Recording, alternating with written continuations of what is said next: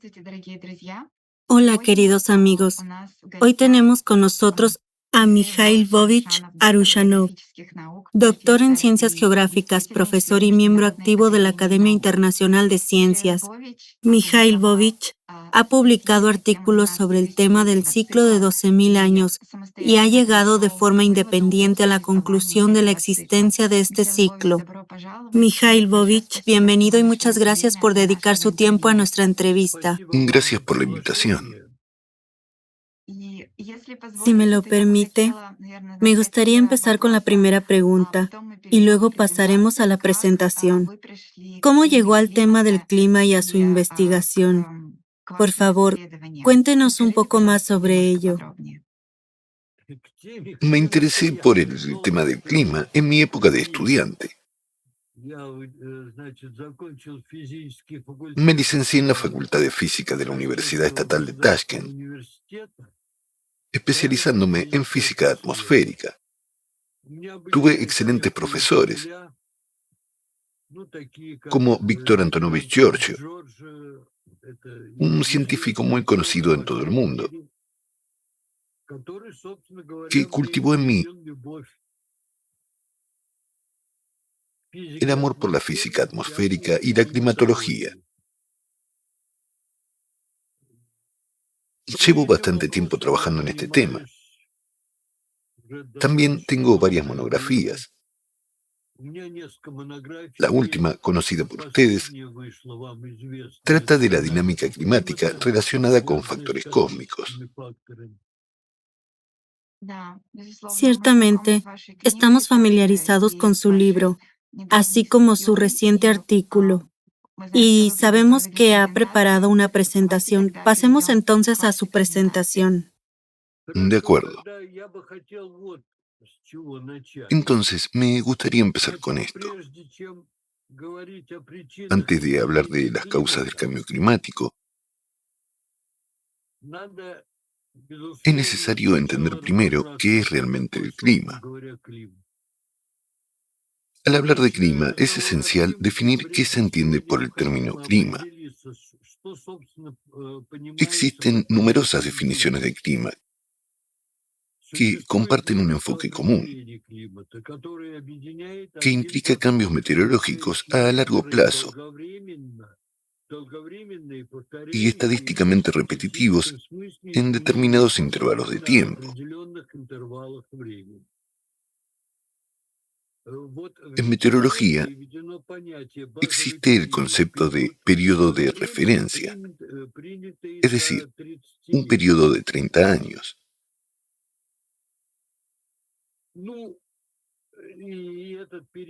En meteorología, este periodo se denomina normal, es decir, algunos valores meteorológicos se aproximan a la media y representan la norma. Este enfoque, que refleja una cierta tendencia de los cambios meteorológicos a largo plazo, con sus amplias manifestaciones estadísticas a lo largo de este periodo, carece de toda base física. En general, las definiciones de clima varían según las regiones geográficas del planeta, pero todas tienen un cierto significado estadístico y nada más. El clima, como uno de los resultados del funcionamiento de la naturaleza, representa ante todo un sistema termodinámico abierto y fuera de equilibrio en el que se producen intercambios de energía, materia y momento. Ilya Prigogine, belga de origen ruso y premio Nobel, dedicó mucho tiempo a desarrollar la teoría de los sistemas termodinámicos fuera de equilibrio. En particular, demostró un teorema según el cual el estado estacionario de un sistema fuera de equilibrio corresponde a la mínima producción de entropía. La producción de entropía es esencialmente la misma energía, solo que con alguna transformación. Este teorema apunta directamente al planteamiento de una definición cuantitativa objetiva física del clima. Para comprender más profundamente este enfoque, profundicemos en el concepto de entropía. El estado macroscópico del sistema climático viene determinado por un conjunto de parámetros: temperatura, presión, humedad, composición química, etc. Cada macroestado corresponde a un conjunto de microestados. Suponiendo que en un microestado se especifique el estado exacto de todas las partículas del sistema, para cualquier macroestado a una temperatura superior al cero absoluto, el número de microestados corresponde a un determinado macroestado detonado por W. Este parámetro, que denoto como W, se denomina peso estadístico o probabilidad termodinámica de este microestado. Esta cantidad está directamente relacionada con la entropía como relación entre la cantidad de calor y la temperatura, introducida por primera vez por Clausius en 1954. La entropía de Clausius se muestra como S igual Q dividido para T. Es decir, la entropía termodinámica, donde Q es la cantidad de calor y T es la temperatura absoluta.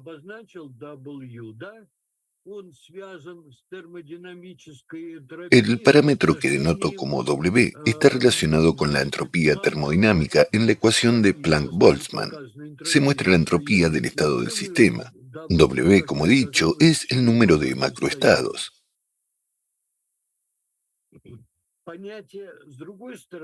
Aquí es necesario aclarar: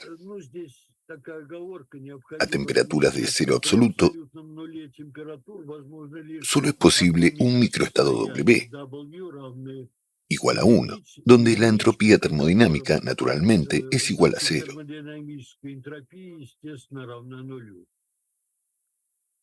Por otra parte, el concepto de entropía como medida del caos fue aplicado por Shannon como medida del orden de un sistema. Observen que en la fórmula de Planck-Boltzmann el lado derecho está marcado con un signo más, que indica incertidumbre, mientras que en la fórmula de Shannon está marcado con un signo menos, el grado de orden del sistema. En la atmósfera terrestre y de otros planetas se producen potentes procesos disipativos, en los que la suma de energía cinética y potencial disminuye al converger, convirtiéndose en otras formas de energía, como el calor. A partir de la ecuación de balance energético, el cambio de energía en el tiempo denotado como B, se puede concluir que el planeta pierde tanta energía por unidad de tiempo como la que recibe. Sin embargo, en sentido estricto, esto se ha obtenido con suficiente precisión a partir de los datos de los satélites. La relación entre B y el flujo de radiación es inferior o igual al 8%. Aquí surge la pregunta: ¿cómo es posible que la entropía del sistema abierto de la Tierra permanezca prácticamente invariable durante un largo periodo a pesar de la presencia de potentes procesos disipativos? La razón radica en distinguir dos términos en el aumento de la entropía y su producción. como ya he mencionado anteriormente.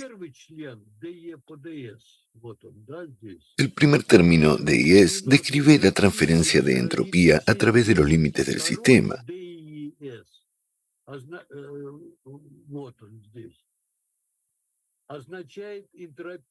El segundo término, D'(S), representa la entropía producida dentro del sistema como medida del funcionamiento de los procesos disipativos, que explican ese 8%.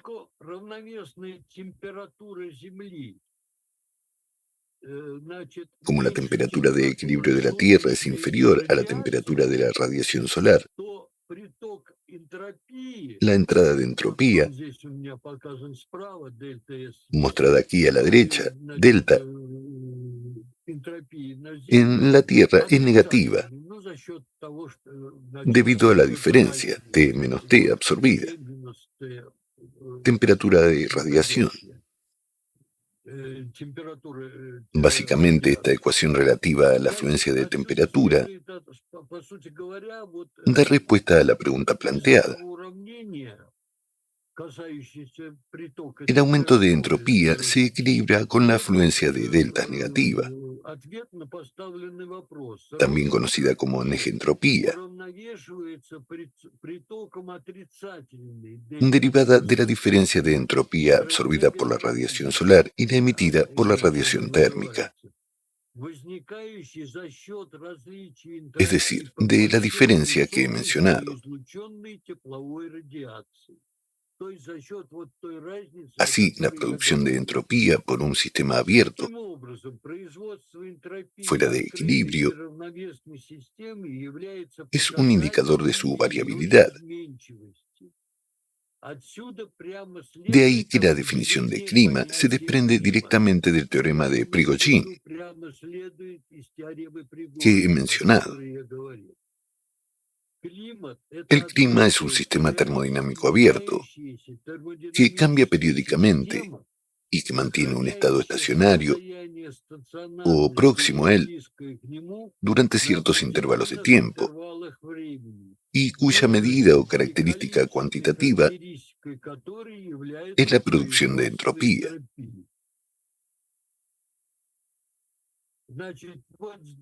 Aquí en esta diapositiva se puede ver básicamente la definición de clima. Y aquí hay un gráfico muy ilustrativo relacionado con la producción de entropía como característica del sistema climático. En este gráfico se ha calculado la producción de entropía en una capa de 20 kilómetros de la atmósfera. ¿Por qué 20 kilómetros?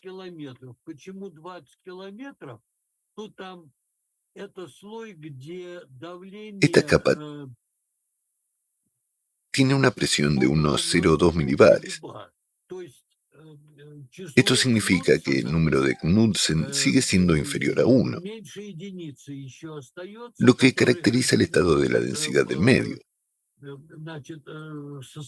Por lo tanto, se eligieron estos 20 kilómetros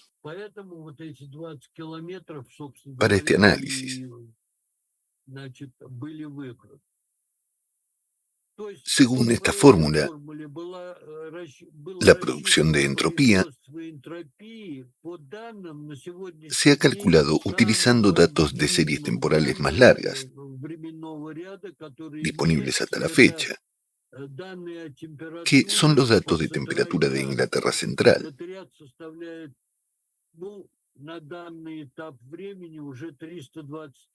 Esta serie ya abarca 323 años en este momento. Aquí se representa el cambio en la producción de entropía desde 1680 hasta la actualidad. Se basa en modelos hidrodinámicos, considerando las variaciones de los flujos radiativos y térmicos.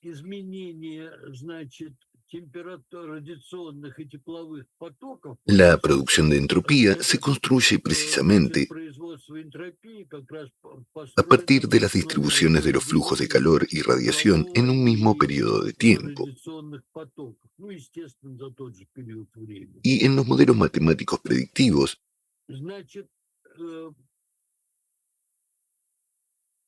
aquí la producción de entropía se da con una predicción.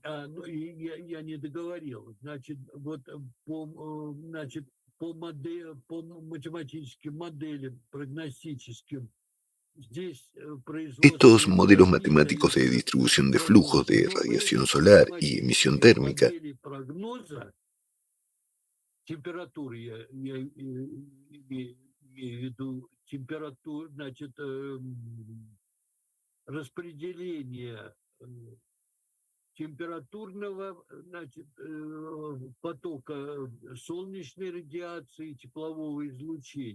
tienen en cuenta una multitud de factores que indican que, a partir de un determinado momento,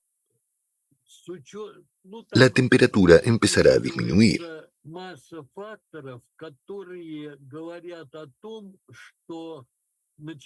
Aquí el periodo de previsión con un descenso de la producción de entropía,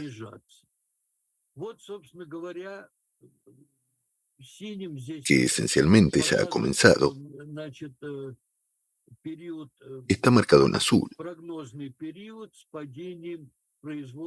En términos sencillos, empezaremos a sentir sus efectos más o menos a partir de 2025.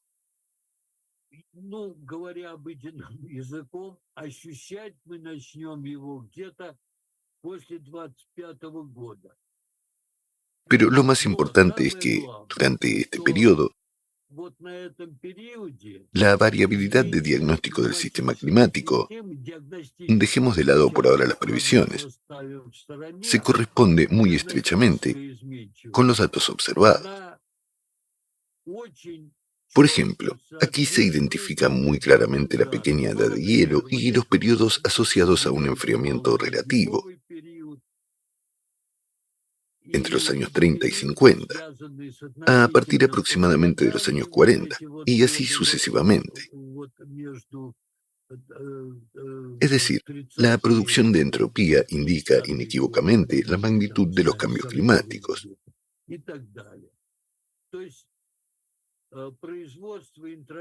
Por lo tanto, se ha introducido una unidad de cambio climático. La he bautizado como change.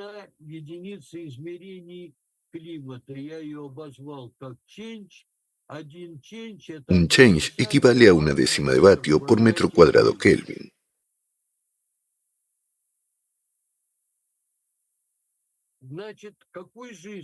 ¿Qué conclusión podemos sacar de todo esto? El sistema climático, si lo llamamos sistema termodinámico o abierto, está influido principalmente por factores astronómicos externos que alteran su estado.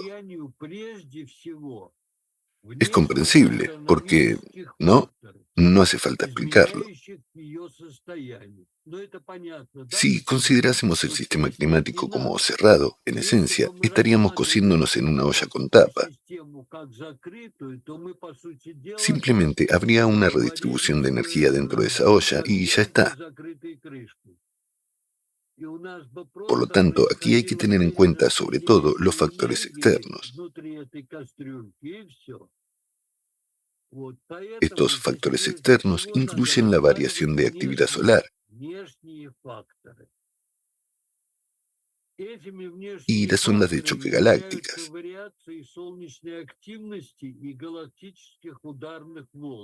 Hablaremos de ello más adelante.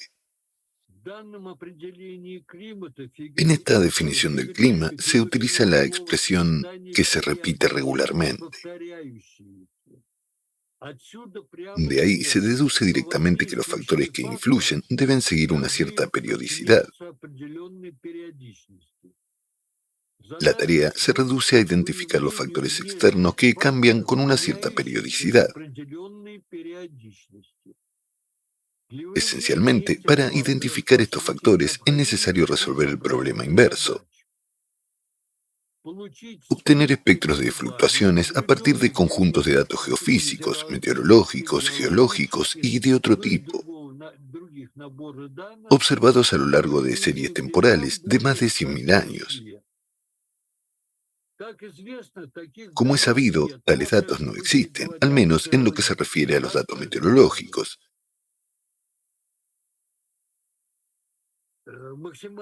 El periodo máximo de observación de la temperatura del aire, como ya he mencionado, abarca algo más de 300 años. Sin embargo, existen datos dendrológicos reconstruidos sobre temperatura y CO2 a partir del análisis isotópico de núcleos de hielo de la Antártida y Groenlandia. Estos datos han sido sometidos a análisis espectral, wavelet y casual.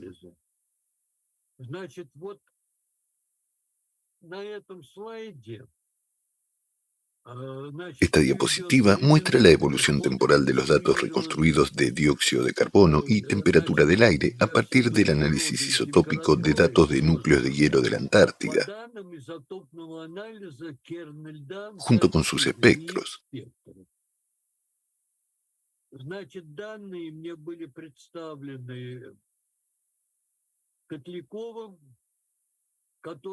Estos datos me fueron presentados por Kotlyakov, que por cierto fueron utilizados por el conocido científico Oleg Sorokin, quien de hecho desarrolló la teoría del efecto invernadero. He aquí la evolución temporal. Observando este gráfico, sin recurrir a ninguna otra herramienta matemática, podemos ver que las fluctuaciones de temperatura van por detrás de las fluctuaciones de CO2. La temperatura se indica en rojo, mientras que las fluctuaciones de CO2 se indican en azul.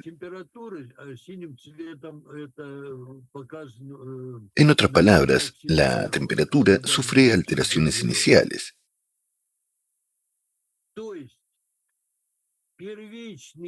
Mientras que las fluctuaciones CO2 son secundarias.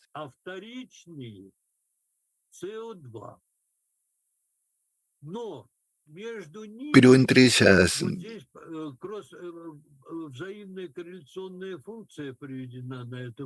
en este gráfico se muestra la función de correlación mutua como función del tiempo,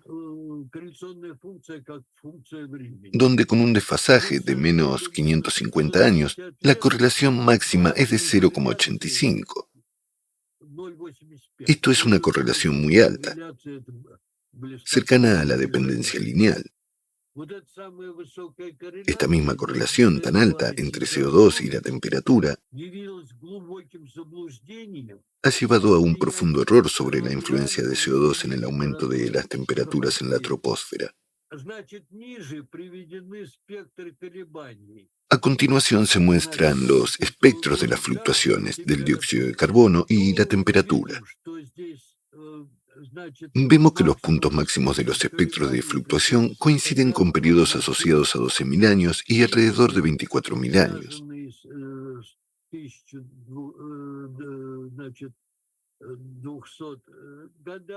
Este gráfico es, quizás, decisivo en cuanto a la relación entre la temperatura y CO2.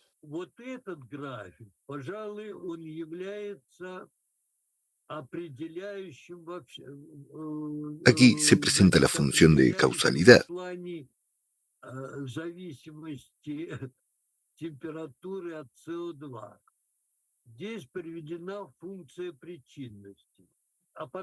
El aparato de análisis causal fue desarrollado por mí junto con el profesor Sergei Maratovich Karatev. Sergei Maratovich Karatev era un ideólogo en este asunto. Pero trabajamos juntos y finalmente obtuvimos... Este aparato se utiliza actualmente en el mundo en dos variantes, como análisis causal clásico y como análisis causal cuántico. En cuanto al análisis causal cuántico, es un desarrollo completo de Sergei Maratovich Karatev, mientras que el análisis causal clásico lo hicimos juntos. Entonces, ¿cuál es la idea aquí? Una función de causalidad se construye sobre la base de entropías condicionales e incondicionales, lo que resulta en un parámetro de causalidad. Usted tiene dos series temporales y a priori no sabe cuál de ellas es.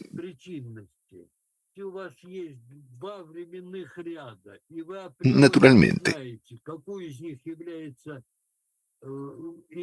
está investigando algún proceso y no sabe cuál de estas series temporales en este proceso es la causa y cuál el efecto.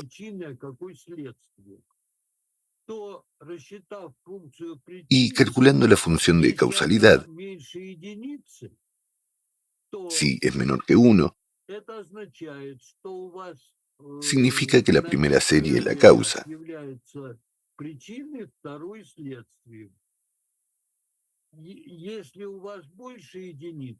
y la segunda es el efecto.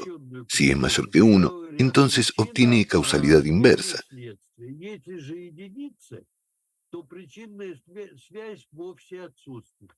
La segunda serie es la causa y la primera es el efecto.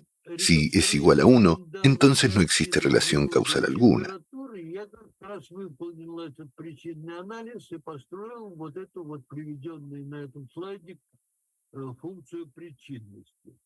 Utilizando los datos reconstruidos de dióxido de carbono y temperatura, realicé este análisis causal y construí la función de causalidad que se muestra en esta diapositiva. Como puede verse, la temperatura actúa como la primera serie, mientras que CO2 actúa como la segunda.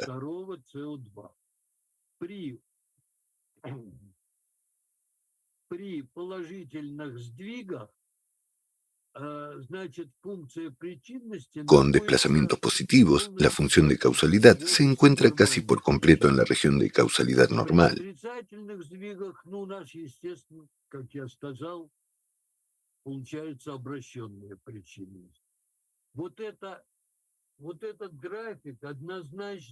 Con desplazamientos negativos, como he mencionado, naturalmente, obtenemos causalidad inversa.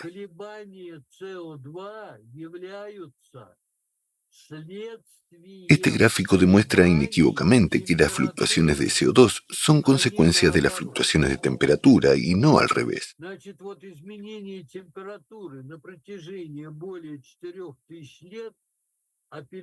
Los cambios de temperatura a lo largo de más de 4.000 años preceden a los cambios correspondientes en la concentración de CO2 en una media de 550 años.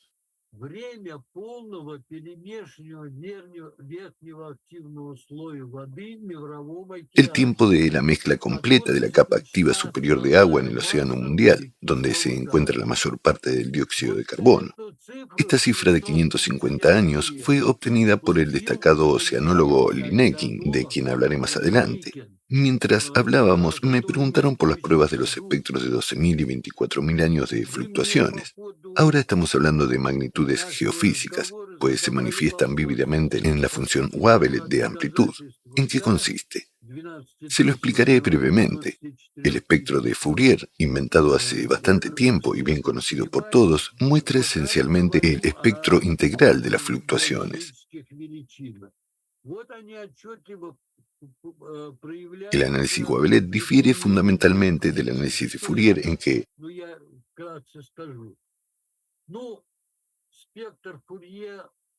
en el eje temporal podemos seguir los cambios de las fluctuaciones a una frecuencia o periodos fijos. Esta es la diferencia fundamental entre el espectro Wavelet y el espectro de Fourier.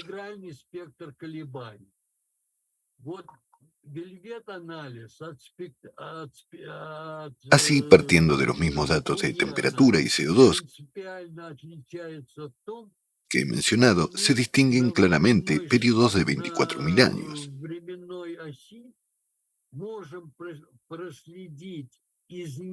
Fluctúa algo en frecuencia, desplazándose a lo largo de la escala.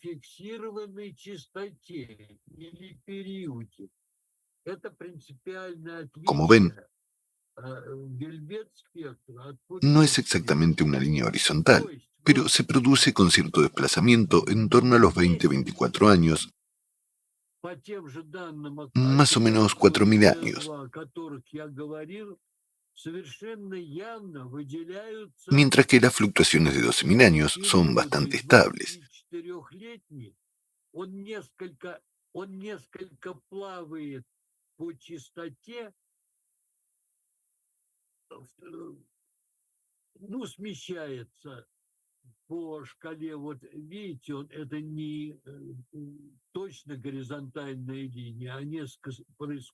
Aquí es prácticamente una línea horizontal,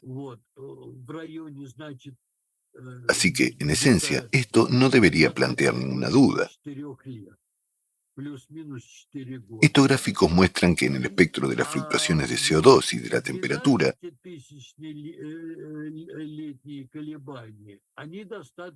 efectivamente existen estos dos ciclos de los que hemos estado hablando.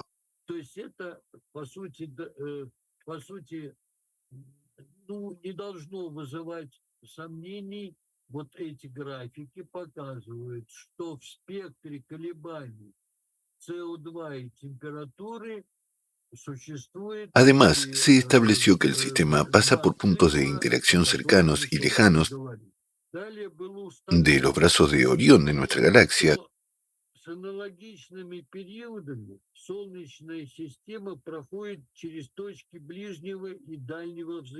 con periodos similares. Esta diapositiva muestra nuestra galaxia, la posición actual del sistema solar girando alrededor del núcleo galáctico, que actualmente está situado en el brazo de Orión. Pero no solo en el brazo de Orión, sino que está cerca del punto de la llamada interacción cercana.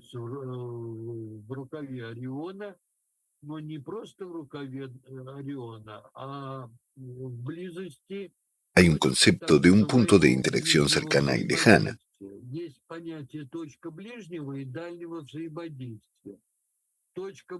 El punto de interacción cercana es donde el valor integral del potencial de interacción de los objetos cósmicos es máximo. En el punto de interacción lejana es menor. Este valor también es bastante grande, pero quiero decir, es máximo en relación a la posición del sistema solar. Está claro, ¿verdad? ¿A qué se debe? Debido a que aquí la densidad de cúmulos estelares es mayor que en la zona del punto de interacción lejana. Todo esto es bastante ilustrativo. Considerando el estado actual del sistema solar, se puede concluir que existe una influencia de las ondas de choque galácticas sobre el sistema solar en su conjunto cuando se encuentra cerca de puntos de interacción, particularmente sobre el planeta Tierra,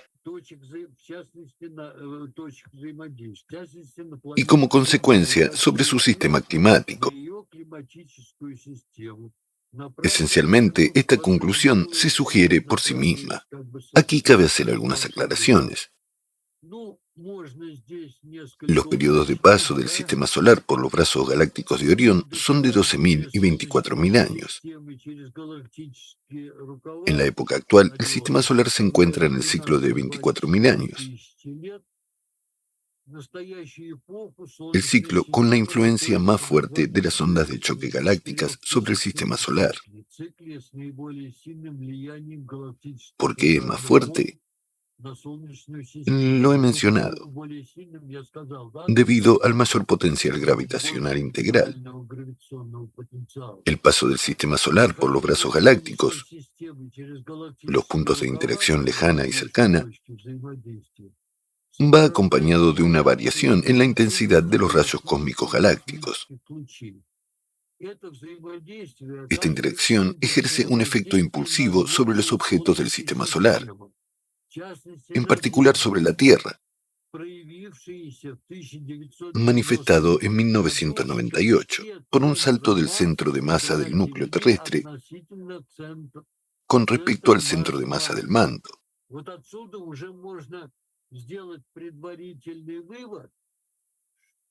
De esto ya se puede extraer una conclusión preliminar. El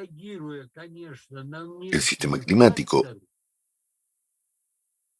aunque responde, por supuesto, a factores externos, reacciona en primer lugar a cambios en el estado del núcleo de la Tierra. Ya saben que el núcleo de la Tierra es responsable del campo magnético.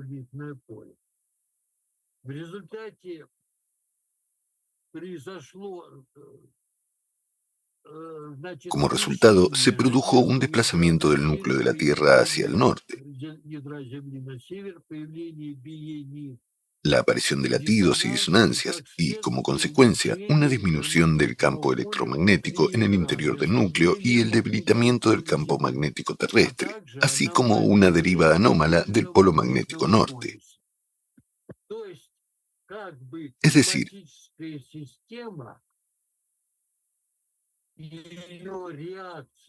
el sistema climático y su respuesta a factores externos se manifiestan en cambios en el núcleo de la Tierra, pero en realidad no solo de la Tierra, también de todos los demás planetas.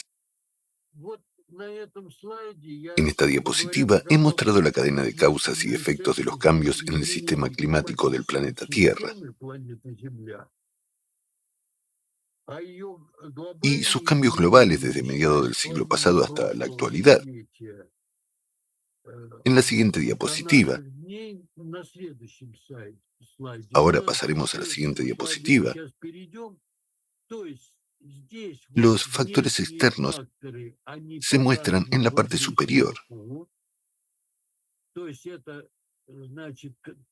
Radiación cósmica, interacción gravitatoria de los planetas del sistema solar, radiación solar. A continuación, vienen los factores internos, directamente relacionados con la Tierra. Si consideramos la atmósfera y la Tierra en su conjunto como un sistema unificado, a continuación vienen los factores internos. Y el primero de los factores internos, como se puede ver, es el núcleo externo. Las excursiones del núcleo externo conducen a cambios en el calor geotérmico,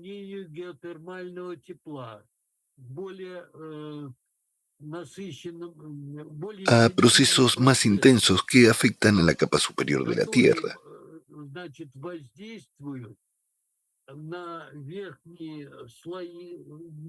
La litosfera. En consecuencia, se libera más calor y así sucesivamente.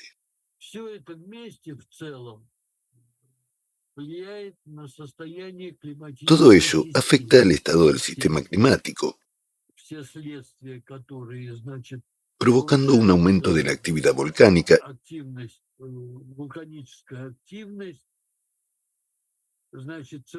y cambios en los patrones de circulación oceánica.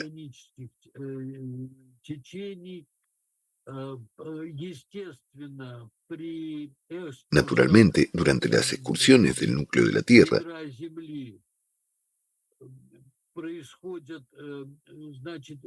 se produce un cambio en el movimiento de precesión del eje terrestre.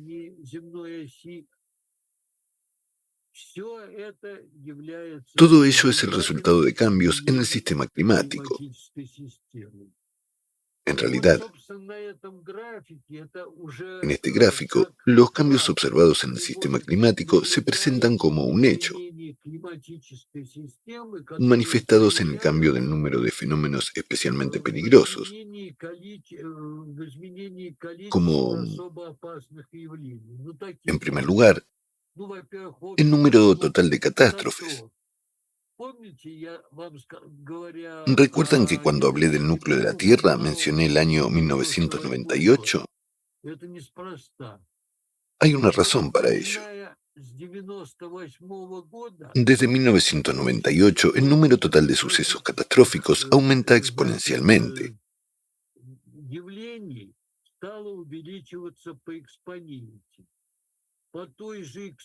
siguiendo la misma curva exponencial. El número de erupciones volcánicas está aumentando. La dinámica de los tsunamis también está cambiando exponencialmente. La dinámica del nivel del mar está cambiando. Ya he hablado de la precesión. La duración de los días está cambiando. Se ve que se acortan. El número de zonas afectadas por incendios también aumenta exponencialmente desde 1998. Lo mismo puede decirse de las inundaciones. Es decir, todos estos hechos apuntan a cambios globales en el sistema climático. Así pues, el generador predominante de cambios climáticos catastróficos a lo largo de la evolución de la Tierra ha sido, es y será la influencia galáctica sobre el sistema solar a su paso por los brazos galácticos, con fluctuaciones máximas en el rango de alta frecuencia, con un periodo de 12.000 años. ¿Por qué de alta frecuencia? Está claro. Si hablamos del movimiento del Sol, entonces, una órbita del Sol tarda unos 240 millones de años. Así que aquí, 12.000 años es, por supuesto, un componente de alta frecuencia en esta órbita. Y la rotación de la Tierra con el mismo periodo en un plano perpendicular al plano orbital. En los planetas del sistema solar, en particular en el planeta Tierra, este impacto se manifiesta principalmente en el cambio del estado físico del núcleo interno del planeta, manifestado en el desplazamiento del núcleo y, como consecuencia, en el cambio de su campo electromagnético, del campo magnético de la Tierra y de la velocidad de rotación de la Tierra, precesión, la duración del día. El desplazamiento del núcleo de la Tierra desencadena la activación del magma, lo que a su vez aumenta la liberación de calor geotérmico, provocando el deshielo de los glaciares y variaciones en las corrientes oceánicas, así como un aumento de la actividad volcánica, que podría desembocar en una serie de erupciones de supervolcanes, cuyas consecuencias se asocian a muertes humanas masivas. Colectivamente, todos estos factores se manifiestan en un cambio global en el sistema climático. Eso es todo. Gracias. Спасибо большое. А, Да, Muchas у меня gracias. есть несколько Tengo вопросов algunas по вашим preguntas sobre слайдам sus diapositivas. третьего. Вот если мы En primer lugar, к volvamos al графику gráfico del crecimiento de la entropии. entropía.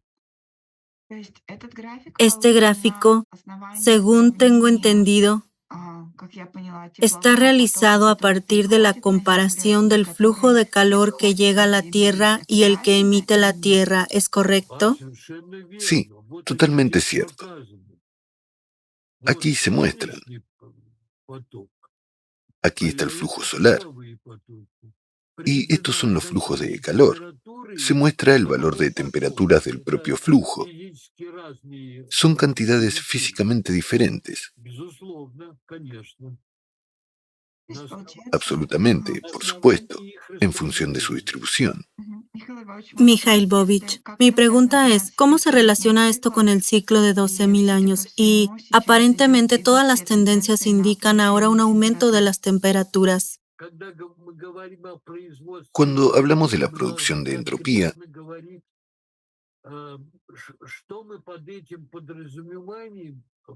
debemos concretar a qué nos referimos con ello como magnitud física.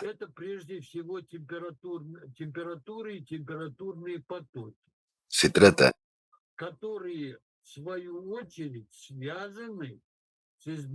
en primer lugar, de temperaturas y flujos de temperatura que, a su vez,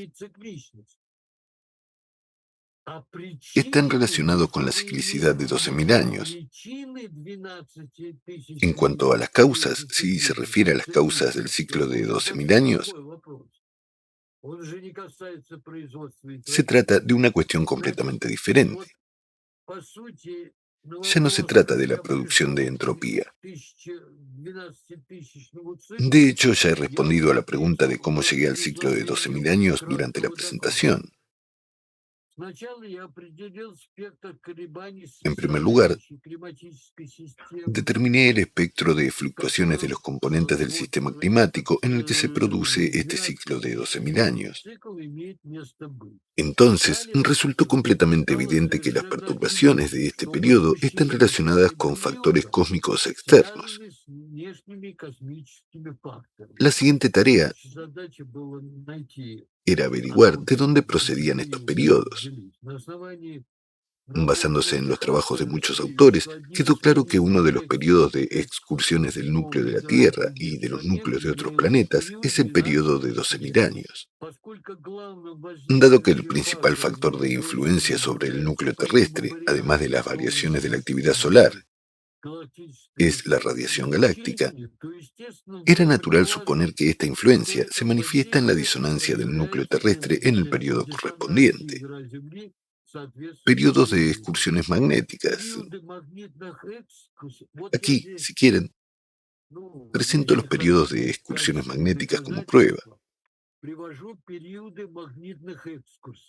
El periodo de 12.000 años de influencia de la radiación cósmica sobre la Tierra, más precisamente sobre el sistema solar, en particular sobre las variaciones de la actividad solar, puede ser causado por dos factores: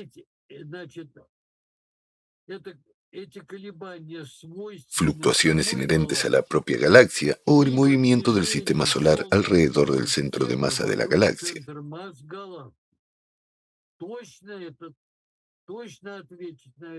Ahora mismo no estoy preparado para dar una respuesta precisa a esta pregunta. Entonces, ¿qué tenemos? Tenemos absolutamente ciertos periodos de excursiones magnéticas que son múltiplos de 12.000 años. Las excursiones geomagnéticas del núcleo de la Tierra solo pueden ser causadas por factores externos. Creo que esto es obvio, y es difícil especular más aquí. Estas excursiones están relacionadas con el debilitamiento del campo magnético por un factor de 8-10. Los autores de los trabajos paleomagnéticos que he citado aquí, Cooper, Turner y Palmer, ellos de hecho no encontraron estos ciclos que son múltiplos de 12.000. Cooper, Turner y Palmer plantean la pregunta: ¿afectan las inversiones del campo geomagnético al clima de la Tierra? Al final del documento responden positivamente a esa pregunta. Es un estudio bastante profundo. A los interesados les sugiero que lean este artículo. Muchas gracias. Gracias.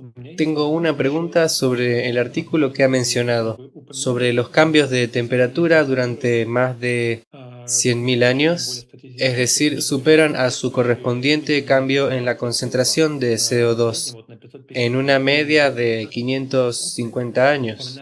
Usted mencionó en su presentación los trabajos del profesor Linейкин. ¿Podría hablarnos más sobre el tiempo de la mezcla completa de la capa de agua en el océano mundial? ¿Cómo se manifiesta? O tal vez proporcionar ejemplos que también se mencionan en sus otras obras. Los estudios fundamentales de este ciclo, para ser más precisos, el tiempo de mezcla de la capa activa del océano, fueron realizados por Pavel Samoilovich Linейкин.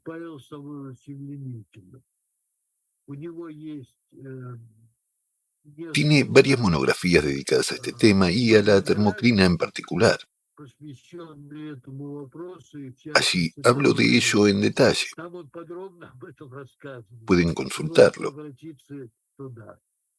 Ya estaba más interesado en cómo afecta esta mezcla al sistema climático.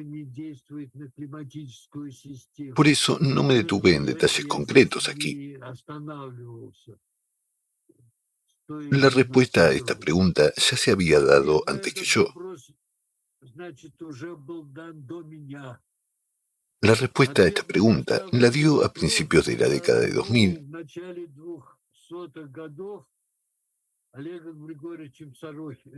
Oleg Georgievich Sorokhtin. Conocí personalmente a Oleg Georgievich. Era un científico muy profundo. Se dedicó a la geología, la geofísica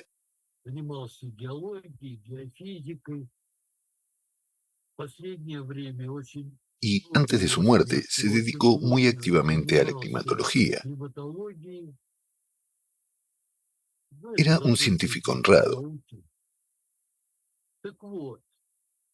Así que en algún momento, a principios de la década de 2000,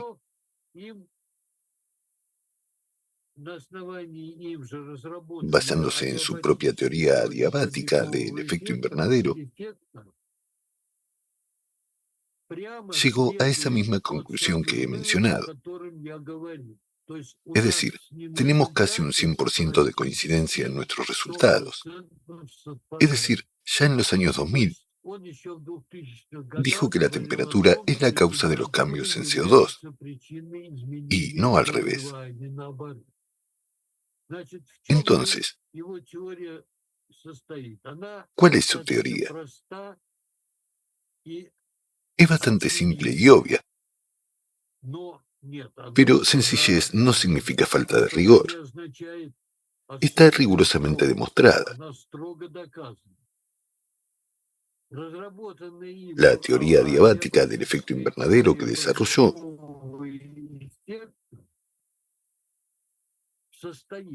implica la transferencia de calor de la troposfera a través de la convección,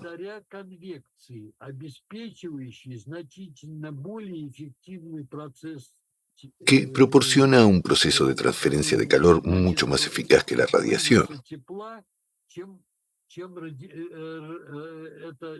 Esta conclusión se ve respaldada por los datos experimentales de la perforación de la capa de hielo de la Antártida, presentados por un grupo de científicos rusos y extranjeros. Aquí mencioné los trabajos de Mojov,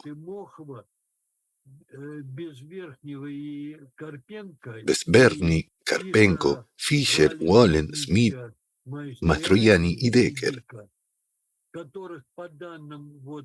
en los que los datos de los núcleos demuestran básicamente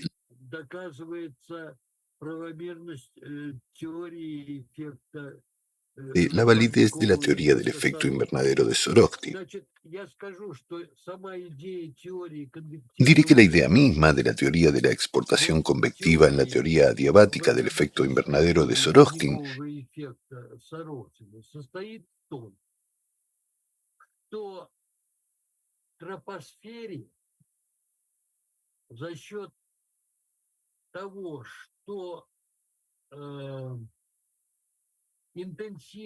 es que en la troposfera, debido a la alta intensidad de la convección,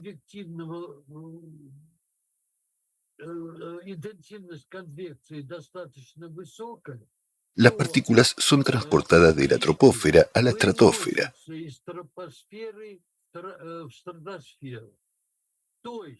Es decir, la troposfera se enfría, mientras que la estratosfera se calienta durante un tiempo antes de volver a enfriarse. Y estas capas frías vuelven a fluir, creando un ciclo.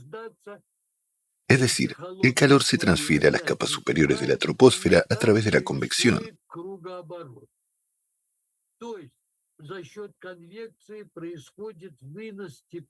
¿Cómo se relaciona esto con la mezcla? ¿Saben que alrededor del 90% de todo el CO2 de la atmósfera se encuentra en el océano?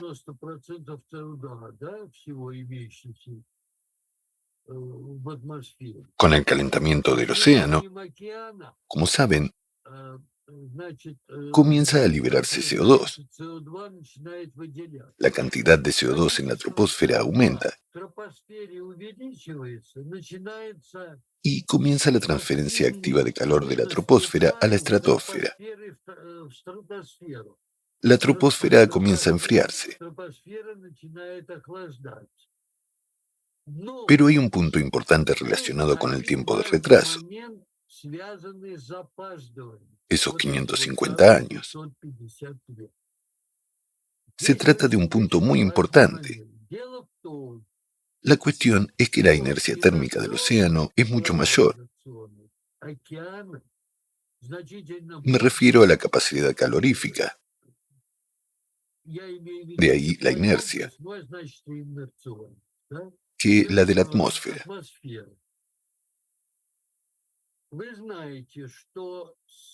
Saben que a medida que el océano se calienta, aumenta el número de partículas que libera.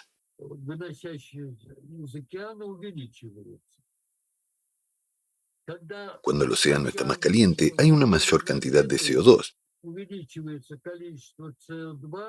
lo que conduce a procesos más intensos en la troposfera relacionados con la liberación de calor. ¿Por qué la teoría adiabática? Porque esta liberación se produce según la ley adiabática, siguiendo la ecuación de Poisson. Saben que en esta ecuación hay un exponente que representa la adiabática, que se expresa a través de las capacidades caloríficas que están en el denominador. Así, cuando la capacidad calorífica especificada de CO2 aumenta, el denominador en esta ecuación adiabática disminuye.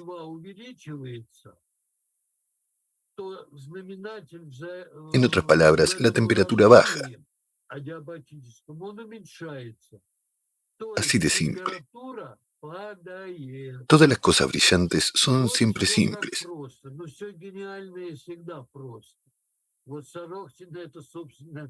Eso es básicamente lo que demostró Sorokin.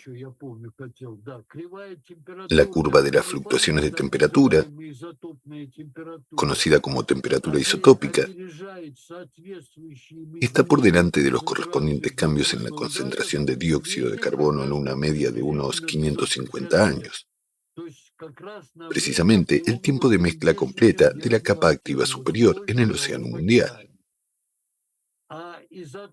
La temperatura isotópica, o más exactamente las fluctuaciones de temperatura,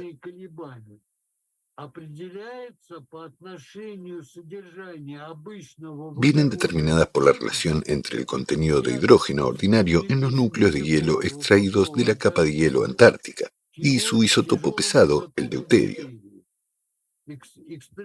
Se ha demostrado experimentalmente que el agua ligera, H2O, se evapora primero, y solo después le sigue el agua pesada, HDO, y el D2O.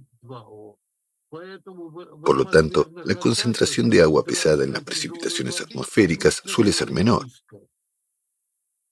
Cuanto más caliente está el agua del océano, menor será la relación deuterio-hidrógeno en las precipitaciones atmosféricas.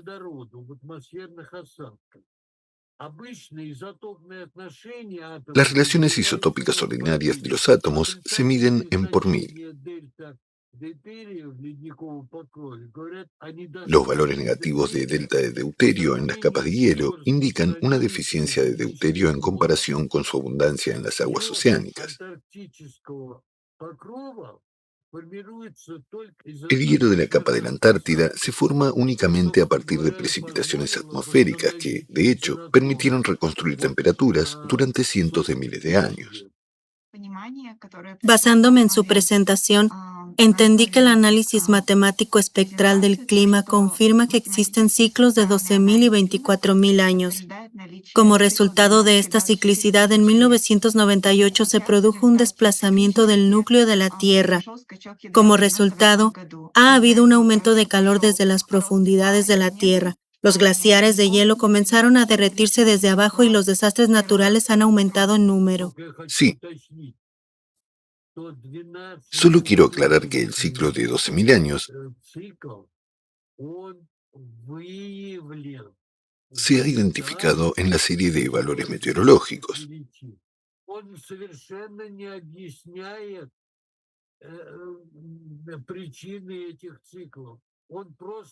No explica las razones de estos ciclos,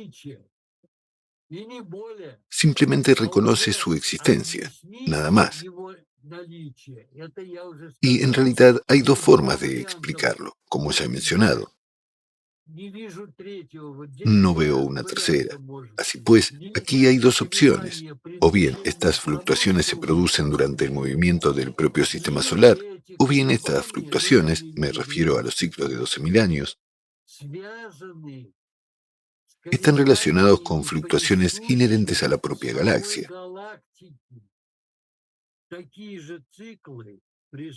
Ciclos similares están presentes en las fluctuaciones del núcleo de la Tierra.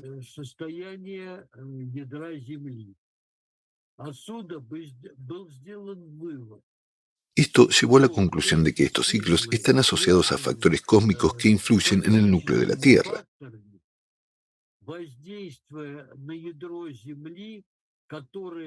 lo que a su vez afecta al sistema climático,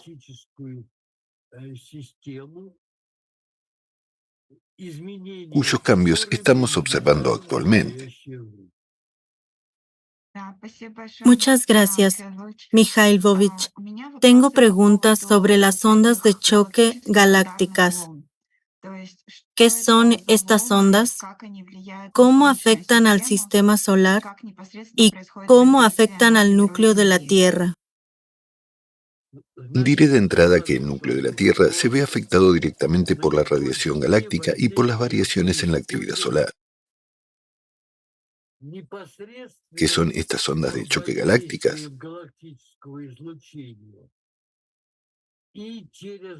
Saben muy bien que nuestra galaxia, al igual que nuestra estrella, el Sol, emite constantemente ondas de radio.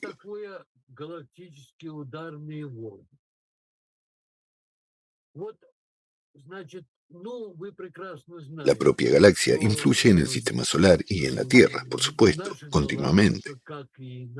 Pero en determinados periodos de tiempo,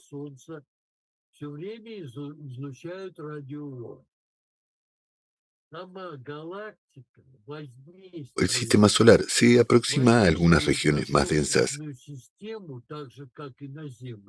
existentes en la galaxia.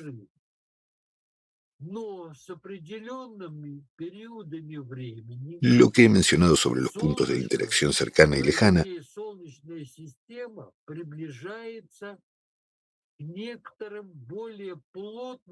son precisamente esas regiones más densas.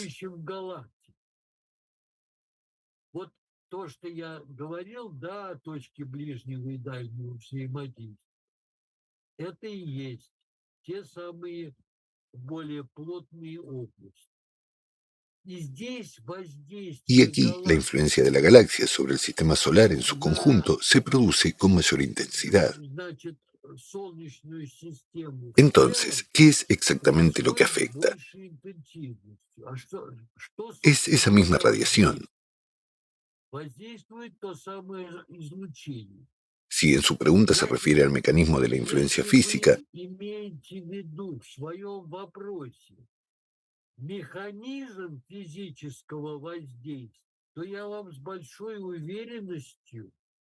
puedo decirle con toda confianza que nadie le dará ahora mismo una respuesta precisa a esa pregunta. Pero hay sobradas razones para explicar esta influencia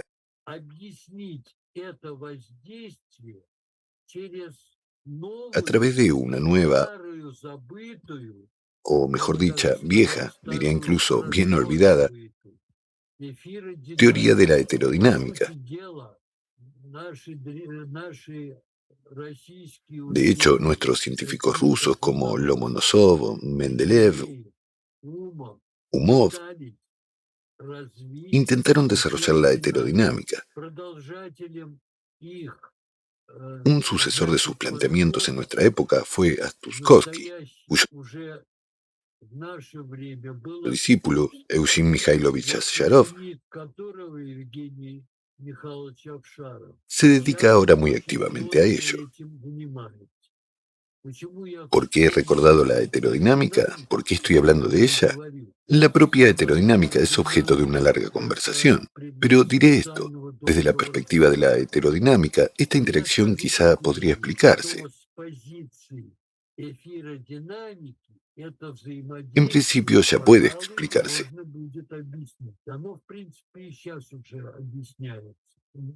Lo que queda esencialmente es aportarle rigor en sentido matemático, construir un sistema de ecuaciones que describa rigurosamente todo esto, la parte física, que es la más importante, por cierto, está prácticamente demostrada a nivel experimental. Respecto a su pregunta, por ahora solo puedo decir esto. Да, спасибо Muchas большое. gracias. Да, действительно, это Efectivamente, не самый no es la самый простой pregunta más вопрос. sencilla. Да. Sí, está lejos de ser una pregunta sencilla. En cualquier caso, lo diré una vez más, no hay explicaciones convincentes desde el punto de vista clásico. En la Вы в слайде diapositiva, приводите usted enumera los список supervolcanes que супервулканов, podrían которые, activarse durante este возможно, будут ciclo. активированы на ¿Cómo ha протяжении llegado a la данного conclusión цикла. de que estos Как вы пришли supervolcanes к en выводам, concreto что podrían конкретно эти entrar en супервулканы erupción? могут взорваться? No es tan difícil. He mencionado que debido a la expulsión del núcleo, los procesos relacionados con el manto de la Tierra comienzan a activarse. La convección del manto comienza a aumentar, es decir,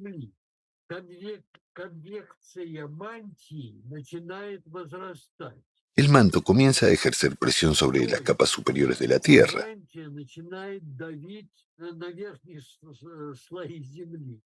He hablado de los volcanes profundos, los supervolcanes. Allí ya se observa esta presión.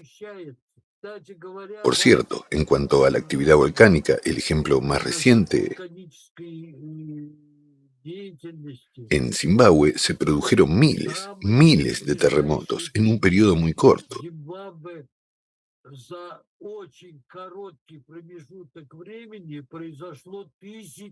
Me temo que ahora mismo no recuerdo el marco temporal exacto, pero es muy pequeño.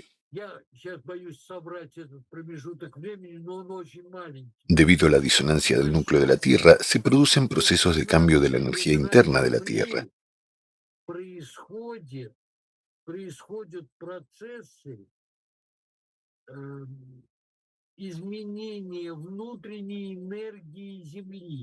Es decir, la energía asociada al núcleo de la Tierra. He demostrado que el número de erupciones volcánicas, la activación de la actividad sísmica, aumenta exponencialmente desde 1998.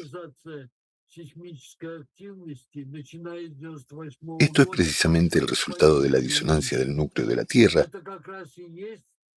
y todas las consecuencias que se derivan de ella.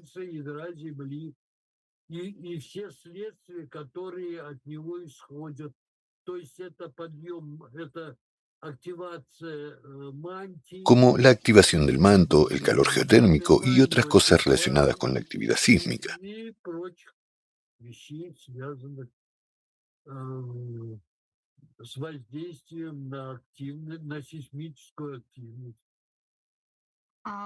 En su opinión, ¿cómo afectarán las erupciones de los supervolcanes a la geodinámica del planeta? ¿Sabe? Es algo realmente aterrador. Los supervolcanes no entran en erupción, sino que explotan. Esa es precisamente una explosión. Por ejemplo, si el supervolcán de Yellowstone explotara, la mayor parte de Norteamérica desaparecería por completo. La energía allí es colosal. Sí, y teniendo en cuenta que hay muchos otros supervolcanes. Ahora hay por lo menos 12 de ellos. Por eso escribí en mi libro. Bueno, no dije ni escribí que explotarían definitivamente. Es solo que, por ahora, la probabilidad de que entren en erupción ha aumentado significativamente en comparación con, digamos, la década de 1980. Si Dios no lo quiera, explotaran simultáneamente, la mayor parte de la Tierra no sobreviviría. Al menos la mayoría de los seres vivos no lo harían, eso es seguro. Muchas gracias, Mikhail Vovich. Una pregunta más sobre el ciclo de 12.000 años. Existe la opinión de que cada 12.000 años se producen catástrofes totales que provocan la extinción de la megafauna y de la mayor parte de la humanidad. Y existe la opinión de que esto es causado por impactos de meteoritos. En su opinión, ¿qué pruebas sugieren que no se trata de impactos de meteoritos, sino de un ciclo natural? ¿Sabe? Le seré franco. Desde mi punto de vista, esta hipótesis, ¿cómo decirlo suavemente?, no tiene fundamento. Quería decir, es una tontería. Le explicaré por qué. El caso es que dudo mucho que los meteoritos puedan caer con un periodo de 12.000 años. En cualquier caso, si asumimos tal hipótesis, debe haber alguna base para ello. Si hay base para la hipótesis de que un meteorito, y desde luego uno grande, claro, eso se sobreentiende, debe caer. Entonces, bueno, yo no acepto esta hipótesis desde ninguna perspectiva, no sé. Me gustaría conocer su opinión sobre las consecuencias si no aceptamos la ciclicidad de 12.000 años como causa principal del cambio climático. Pero insistimos en que el cambio climático es de naturaleza antropogénica. ¿Qué consecuencias ve usted? En mi opinión, ahora todos los esfuerzos de los científicos del mundo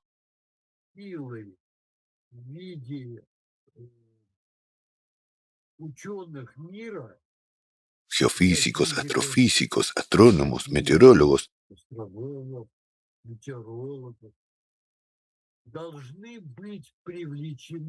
deben dirigirse precisamente a la pregunta que usted me hizo.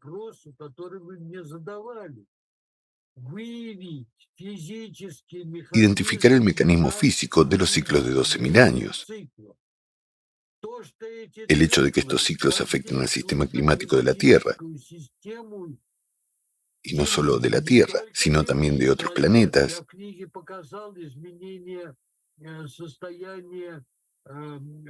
En mi libro mostré los cambios de circulación en Júpiter, en Venus.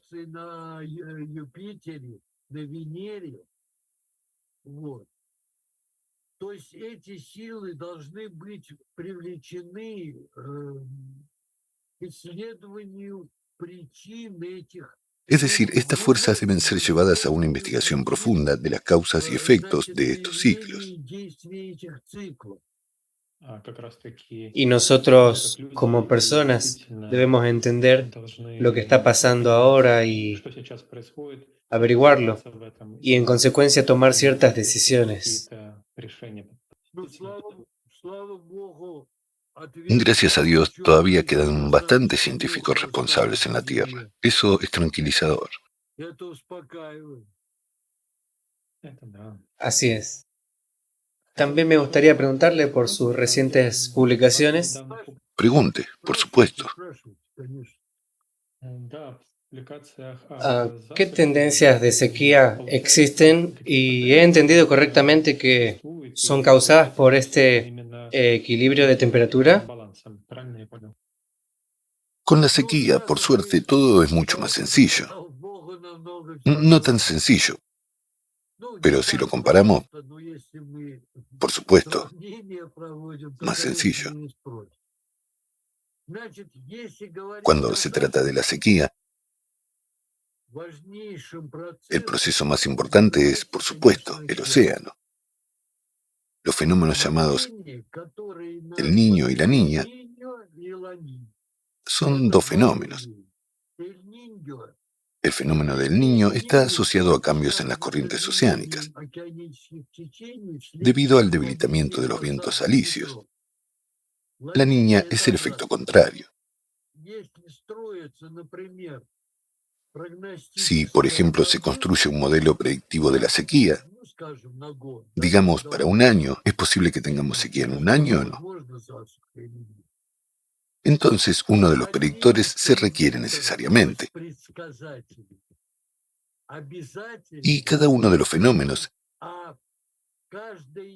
el niño y la niña, tiene su propio índice numérico, llamado SOI.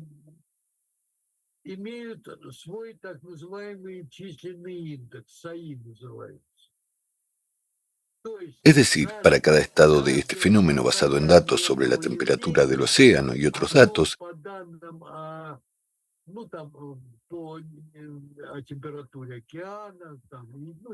se calcula este índice. Es decir, se calcula su valor.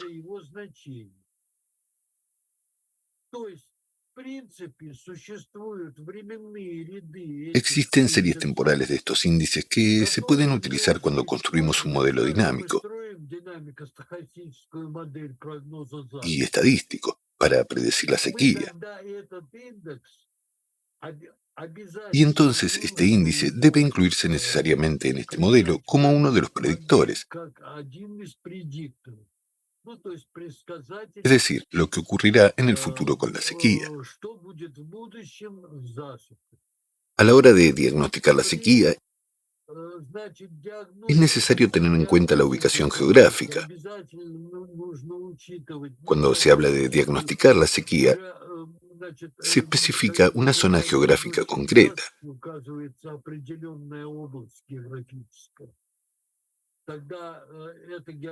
A continuación, esta zona geográfica se analiza en busca de algunas características locales, porque la sequía puede estar asociada no solo a algunos factores externos en relación con esta zona geográfica,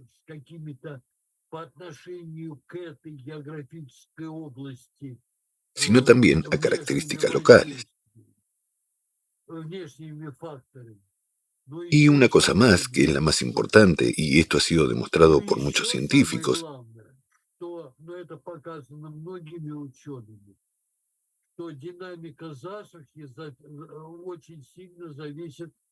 es que la dinámica de la sequía depende muy fuertemente de la dinámica de la actividad solar. Más allá de la actividad solar,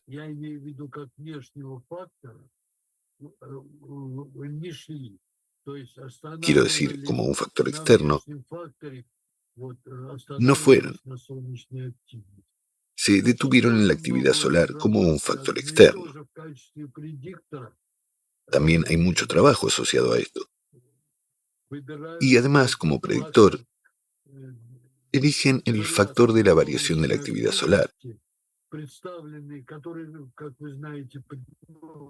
que, como saben, también está representado por un índice en forma de números de Wolf. Por ejemplo, o una variedad de manchas solares. Así que con la sequía, todo el mundo lo tiene más o menos claro. Me gustaría preguntarte, Mikhail Lvovich, sobre el tema más importante. ¿Qué debemos hacer nosotros, la gente, en esta situación? ¿Qué solución ve usted y qué debemos emprender?